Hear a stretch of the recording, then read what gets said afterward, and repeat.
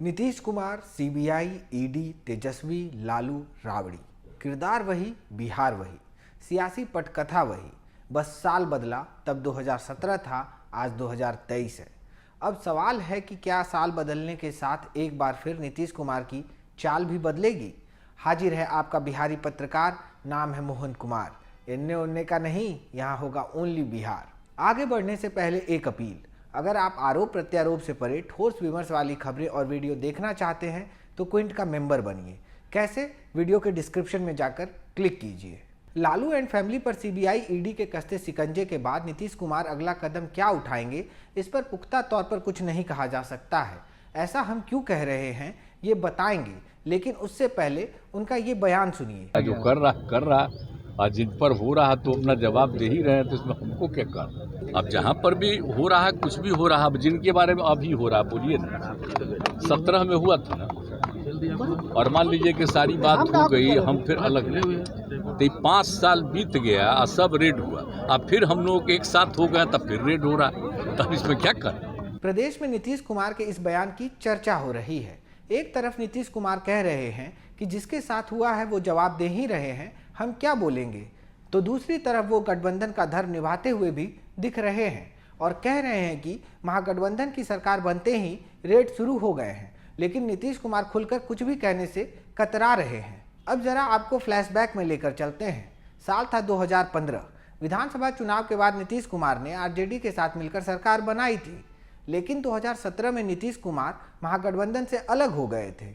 तब भी तेजस्वी यादव पर भ्रष्टाचार के आरोप लगे थे। नीतीश चाहते थे कि तेजस्वी मंत्री पद से इस्तीफा दे दें, लेकिन वो ऐसा करने को तैयार नहीं थे। लालू यादव ने भी साफ कहा था कि तेजस्वी यादव के इस्तीफे का सवाल ही नहीं उठता। खुद तेजस्वी ने भी साफ कहा था कि इस्तीफा नहीं दूंगा। तब नीतीश कुमार ने कहा था कि ऐसे माहौल में काम करना मुश्किल हो गया था, इसलिए अंतरात्मा की आवाज पर मुख्यमंत्री पद से इस्तीफा दिया। इसके साथ ही उन्होंने भ्रष्टाचार पर जीरो टॉलरेंस का हवाला भी दिया था, जिसके बाद नीतीश कुमार ने बीजेपी के साथ मिलकर सरकार बनाई थी। हालांकि अब सियासी हालात बहुत बदल चुके हैं। अमित शाह ने खुद ऐलान कर दिया है कि नीतीश कुमार के लिए बीजेपी के सभी दरवाजे बंद हो चुके हैं।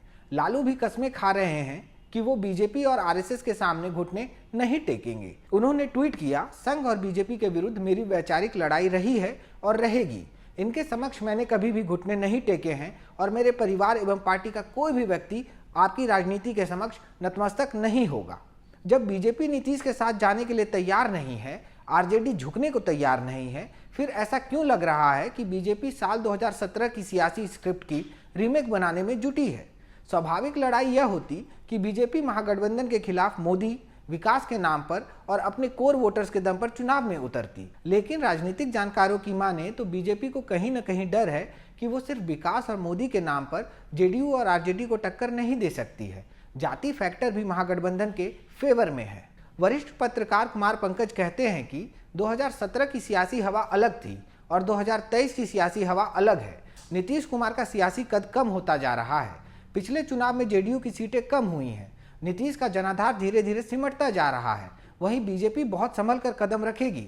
नीतीश कुमार को साथ लेगी या नहीं, ये अभी तय नहीं है। ये तो साफ है कि बिहार में बीजेपी जेडीयू की कीमत पर बढ़ेगी, जो 2022 में टूट की वजह भी बनी। लेकिन सियासत में समीकरण बदलते रहते हैं, दोस्त दुश्मन बदलते रहते हैं। बिहार में काबा कार्यक्रम में इस हफ्ते बस इतना ही। वीडियो आपको अच्छा लगा तो चैनल को सब्सक्राइब कीजिए और नए वीडियो की तुरंत जानकारी के लिए घंटी बजाइए।